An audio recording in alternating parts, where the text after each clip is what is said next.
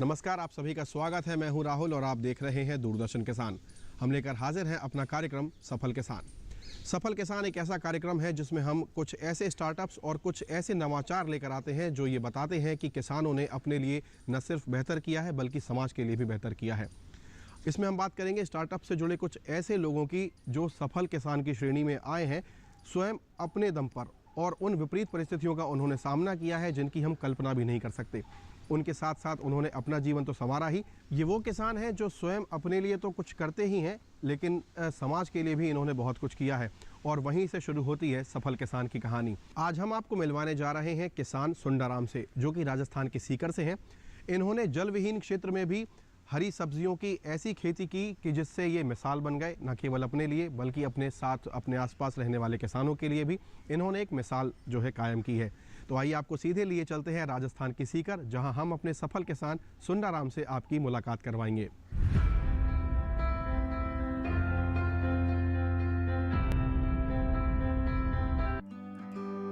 राजस्थान का सीकर जिला यूं तो खाटू श्याम भगवान जी के मंदिर के लिए प्रसिद्ध है। इसके अलावा देवताओं में सबसे पहले पूजे जाने वाले गणेश जी के रूप में प्रसिद्धि पाने वाले इस जिले के अधिकांश किसान आकाश से पानी पाने में काफी पीछे हैं। लेकिन यहाँ के किसान अनाज उत्पादन के लिए कड़ी मेहनत करते हैं और पानी को संजोकर उसका इस्तेमाल खेत में बेहतर तरीके से करने का प्रयास करते हैं। अधिकांश हिस्से में पानी न होने के कारण किसानों को फसल उगाने के लिए बरसात के पानी पर ही निर्भर रहना पड़ता है। क्षेत्र में पानी की कमी के बारे में बताते हुए सुंडाराम कहते हैं, ये मेरा खेत है और इस क्षेत्र में पानी बिल्कुल नहीं है, न जमीन में है, न कोई आसपास तालाब या नदी है, न कोई नाला है, और यहाँ पूरा इलाका सूखा है। और यहाँ केवल एक खेती बरसात की होती है, तो बरसात की खेती में भी पानी की कई बार कमी रह जाती है। हाँ, बरसात कम भी होती है, इसके साथ में यहाँ की जो रेत है वो बालू मिट्टी है, तो उसमें पानी सोख लिया जाता है, पानी बहता नहीं है, तो इकट्ठा करने में भी बहुत परेशानी होती है। बलुई मिट्टी के बारे में माना जाता है कि इसमें पानी को सोखने की प्रवृत्ति होती है। इसकी इसी प्रवृत्ति के कारण ऐसे खेत में लगने वाली फसलों को पानी की कमी का सामना करना पड़ता है। सुंडाराम को भी अपने खेत में पानी का सामना करना पड़ रहा था, जिससे वे हमेशा परेशान रहते थे। ऐसे में किसान सुंडाराम ने बरसात के पानी का बेहतर इस्तेमाल का रास्ता बनाया, जिससे इस पानी का उपयोग खेत में अच्छे तरीके से हो सके। खेतों में लगी फसलों में पानी की कमी से जूझ रहे किसान सुंडाराम ने बरसात के पानी के बेहतर इस्तेमाल के लिए पाटे का सहारा लिया और खेत में भारी वजन वाले पाटे को खेत में चलाकर पानी को खेत में ही रोकने का प्रयास किया। हमने एक इसमें थोड़ा सुधार करके ऐसा किया है कि जब हम बरसात की फसल बोने से पहले खेत की तैयारी करते हैं, तो खेत की तैयारी करने के बाद में उसमें जो पाटा चलाते हैं खेत को समतल करने के लिए, वो पाटा 2 क्विंटल का ट्रैक्टर के पीछे बांध देते हैं। तो भारी पाटा होने से ज़मीन थोड़ी ज़्यादा दबती है और उसको 3 या 4 बार चलाते हैं, तो उससे क्या होता है कि ज़मीन काफ़ी हद तक थोड़ी दब जाती है और उसमें जो पानी बरसता है वो सोख भी लिया जाता है और बहता भी है। बरसात के पानी को खेतों में रोककर उसे फसलों की सिंचाई के काम में लेकर सुंडाराम अपनी उपज को बेहतर बना रहे हैं। इस रोके गए पानी को वे गर्मी में उगने वाली फसलों के लिए भी इस्तेमाल में लाते हैं और उपज को बेहतर बनाते हैं। जो सोख लिया जाता है उससे हम बरसात की जो खेती है वो कर लेते हैं, और जो पानी बहता है उसको हम विभागीय योजनाओं के अनुसार बनाया गया जो फार्म पॉन्ड है उसमें इकट्ठा किया है। हमने 1.5 हेक्टर के क्षेत्र से, केवल खेत का क्षेत्रफल 1.5 हेक्टर है, और इस तरह से जो पानी मिट्टी को दबाकर जो पानी इकट्ठा किया है वो करीब 25 लाख लीटर है। तो 25 लाख लीटर इस पानी से हम 1.5 हेक्टर में सरसों बो रखी है। अभी कोई बरसात नहीं हुई है इसकी बुआई के बाद में, लेकिन फिर भी हमारे पास अभी भी 1/3 पानी खर्च हुआ है, 2/3 पानी बचा हुआ है, 1/3 पानी और खर्च होगा, और जो 1/3 पानी बचेगा उसमें हम जो गर्मी की फसल है उसमें कुछ सब्जियां लेंगे। खेत में पाटा लगाने का सबसे बड़ा फायदा ये होता है कि खेत में बने तालाब में काफी पानी इकट्ठा हो जाता है। इस पानी का इस्तेमाल ड्रिप सिंचाई में किया जाता है। इससे करीब 65 से 70% पानी की बचत होती है। इस पानी से खेत में सरसों के अलावा दूसरी फसलें भी ली जा सकती हैं। ज़मीन को दबाने के बाद में जब बरसात होती है तो इसमें फार्म पॉन्ड में पानी इकट्ठा हुआ और ये इकट्ठा होने के बाद में इसको ड्रिप सेट से हमने सरसों बुआई की है और उसको लाइनों के द्वारा ड्रिप का उपयोग करते हुए हमने ये सिंचाई इसकी करते हैं। तो इससे क्या होता है कि करीब 65 से 70% पानी जो है वो बचत हो जाता है। 1 किलो अनाज या सरसों उत्पादन करते हैं तो करीब 1000 लीटर की पानी की आवश्यकता होती है और हमने अगर इसमें ये करते हैं तो लगभग 300 लीटर पानी में 350 लीटर पानी में 1 किलो उत्पादन हो जाता है। यानी 1/3 पानी लगता है, 2/3 की बचत हो जाती है। तो हम केवल और केवल बरसात के पानी को इकट्ठा करके और खरीफ और रबी दोनों फसलें ले सकते हैं। और इसके साथ में जैसा कि इस बार करीब 70 दिन तक के 50 दिन तक बरसात हुई ही नहीं, तो 50 दिन नहीं हुई, उसमें बीच में हमने एक पानी दिया था, मूंग की फसल थी। तो जो बरसात की फसल है उसमें भी ये सहायक है और इसके साथ में जो रबी की फसल है वो भी हम गेहूँ, सरसों, चना कोई भी चीज़ इसमें ले सकते हैं।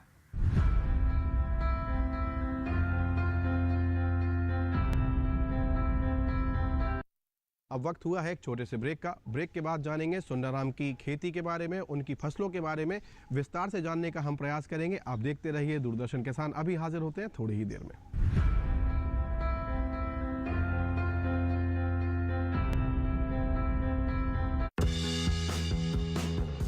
मन की बात है जन जन की, संघर्षों के कुछ किस्से, कहानी कुछ सफलताओं की, अनकही विरासत की, उम्मीदें नए भारत की।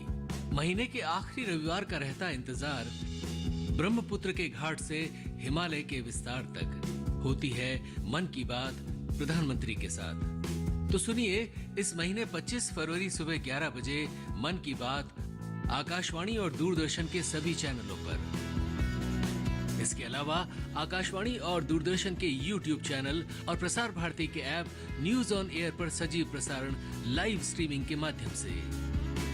तो याद रखें, रविवार 25 फरवरी सुबह 11 बजे मन की बात।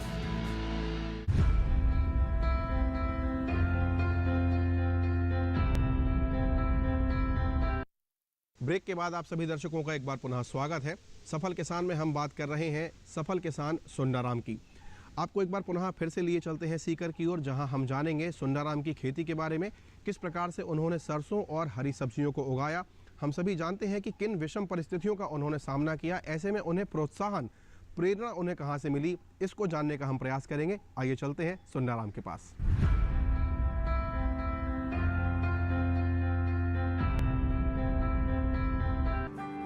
राजस्थान में अधिकांश किसानों के खेतों में सरसों की हरियाली यूं तो हर जगह देखी जा सकती है, क्योंकि सरसों राजस्थान की खास फसल मानी जाती है।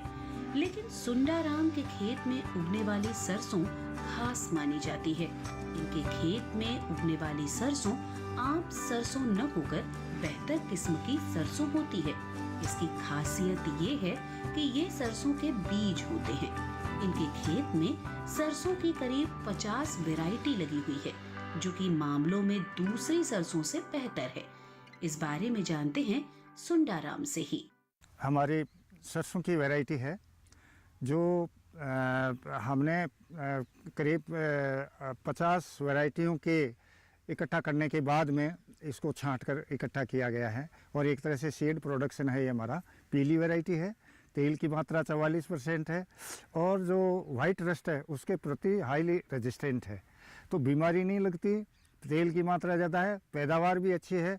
और ये हमारा एक एग्रो बायोडाइवर्सिटी कंजर्वेशन के रूप में हमने ये किया था। इन सब चीज़ों को हमने नेशनल जीन बैंक NBPGR में भी दिया है और हम खुद भी इसको एक बीज के रूप में विकसित कर रहे हैं।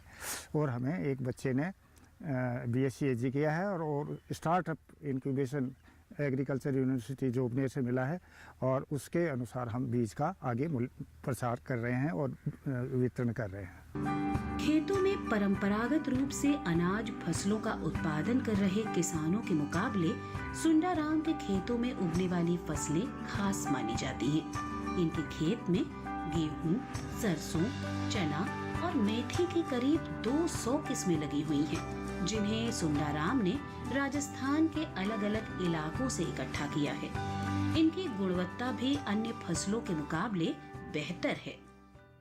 मैं अपने खेत के जिस हिस्से में खड़ा हूँ, मेरे पीछे 1 एकड़ में गेहूं की खेती ड्रिप से की हुई है और जहाँ मैं खड़ा हूँ वहाँ सरसों, गेहूं, चना, मेथी, इन 4 फसलों के करीब 200 किस्में लगी हुई हैं, जो 20 साल पहले पूरे राजस्थान में घूम घूम कर मैंने लोकल वैरायटियाँ इकट्ठी की थी और इनका करेक्टराइजेशन करने के बाद में कुछ जीन बैंक में दिए हैं, कुछ के अभी परीक्षण चल रहे हैं और हम देसी गेहूं की यानी गुणवत्ता युक्त देसी गेहूं, चना, सरसों और मेथी की वैरायटियाँ तैयार की हैं। सरसों में रोग रोधकता है और उत्पादकता अच्छी है, तेल की मात्रा अच्छी है। गेहूं देसी है, हम सब देसी गेहूं खाना चाहते हैं, उगाना नहीं चाहता क्योंकि वो पैदावार नहीं होती। ये देसी गेहूं इम्प्रूव किस्मों के बराबर पैदावार देंगे और इनकी जो क्वालिटी है वो पूरी तरह से देसी होगी और आड़ी नहीं गिरेंगी और अच्छी पैदावार भी होगी। परंपरागत खेती को छोड़कर सुंडाराम अब लोगों की अच्छी सेहत के लिए बेहतर गुणवत्ता और रोग रोधक क्षमता वाले सरसों की खेती कर रहे हैं। वे अपने खेतों में गेहूं, चना, मेथी के अलावा चारे की बेहतर किस्मों का उत्पादन कर रहे हैं। इनके खेतों में लगने वाली कई किस्मों को रजिस्टर्ड भी किया गया है, जिससे वे अधिकृत रूप से अपने खेत में तैयार बीज को बेच सकते हैं।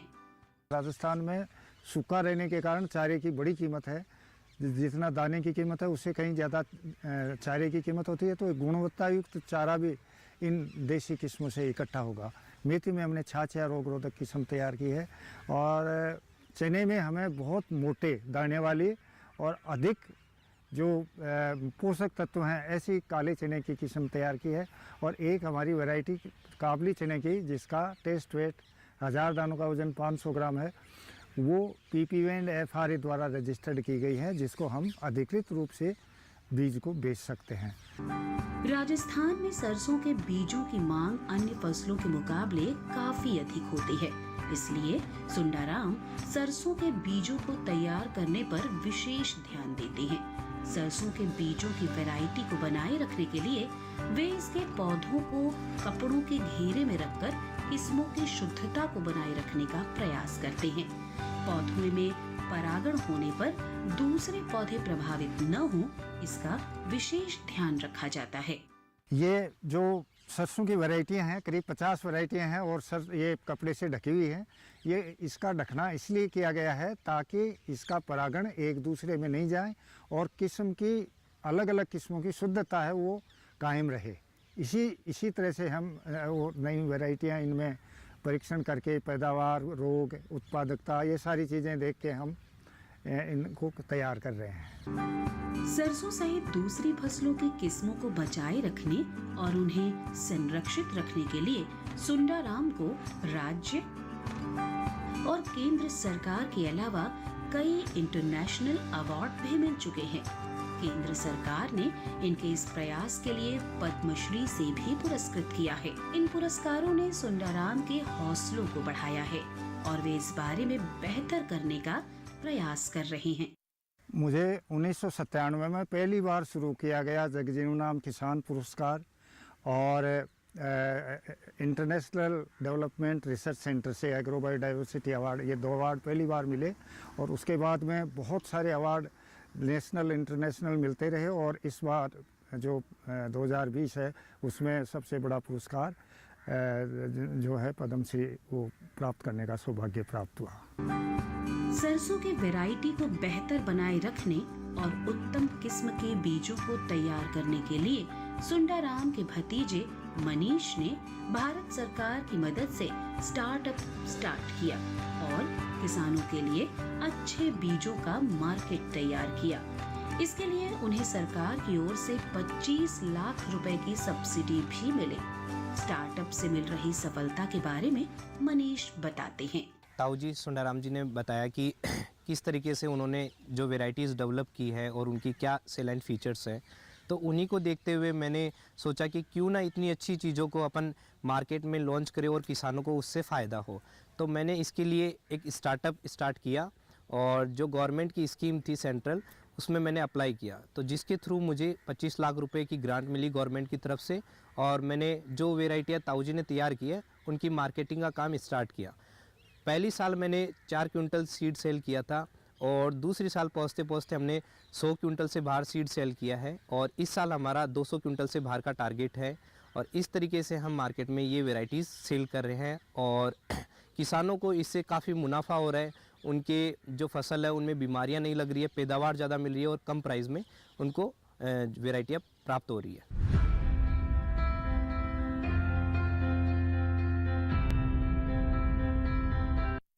और अब समय हुआ है एक छोटे से ब्रेक का। ब्रेक के उस पार जानेंगे सरसों की खेती के लिए राजस्थान के सीकर में सरकार के द्वारा किए जा रहे प्रयासों को जानने का। तो आप जुड़े रहिए दूरदर्शन किसान के साथ। अभी होते हैं हाजिर थोड़ी ही देर में।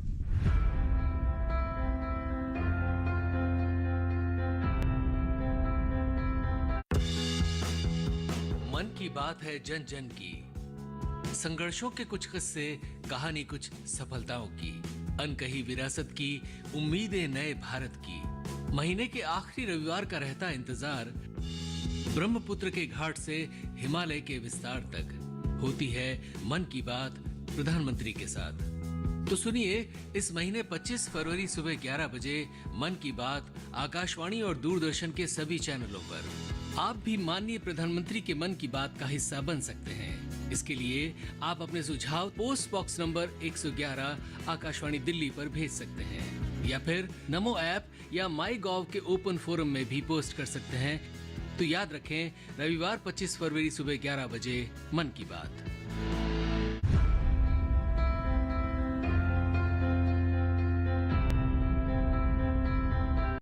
ब्रेक के बाद आप सभी का एक बार पुनः स्वागत है सफल किसान में। आगे बढ़ेंगे हम और अब जानते हैं सीकर ज़िले में जब हम बात करते हैं कि वहाँ पर जल की बहुत ज़्यादा मारामारी रहती है, बहुत ज़्यादा किल्लत रहती है। ऐसी विषम परिस्थितियों में जो सरकार के अधिकारी हैं वो किस प्रकार से वहाँ के जो स्थानीय किसान हैं उनकी सहायता करते हैं और किस प्रकार उन्हें प्रोत्साहित करते हैं ताकि वो सरसों की खेती कर सकें।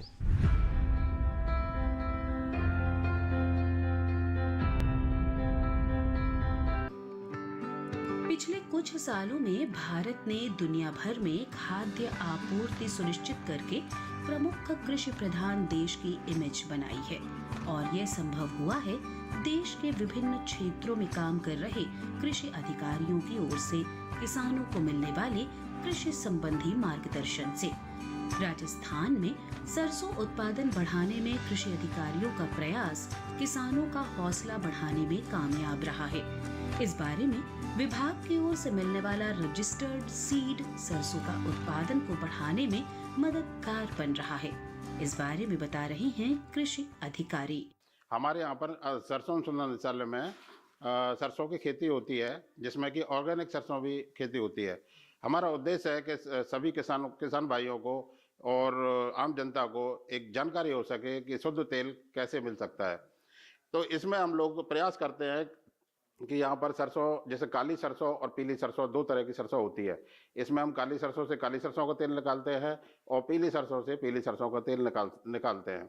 यहाँ पर निकालने के बाद में इसको हमने देखा कि सरसों डायरेक्ट बेचने से अच्छा है कि इसका तेल अगर निकाल के बेचा जाए तो किसान भाइयों को अच्छी आमदनी एक प्राप्त हो सकती है। जो कि सरसों का तेल अगर शुद्ध निकलता है तो जो कि शुद्ध स्वास्थ्य के लिए भी काफ़ी लाभप्रद माना जाता है।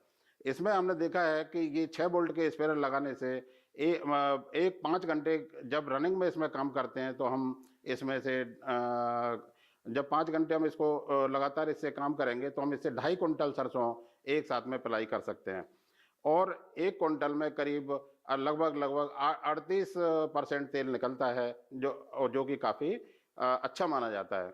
38% तेल में से 30% तेल शुद्ध निकलता है और 8% जो कि हमारी ये खली है इसमें आ जाता है। खली में कोई, और इस तेल में सबसे अच्छा ये है कि किसी तरह की कोई मिलावट इसमें नहीं की जा सकती है। तो किसान भाइयों इसको लगा, इस पे राजस्थान सरकार, भारत सरकार सभी इस पे सब्सिडी भी दे रहे हैं, जो कि हर संभवतः ये प्रयास कर रहे हैं कि आगे से आगे किसान भाइयों को ज़्यादा से ज़्यादा लाभ मिल सके। कृषि के मामले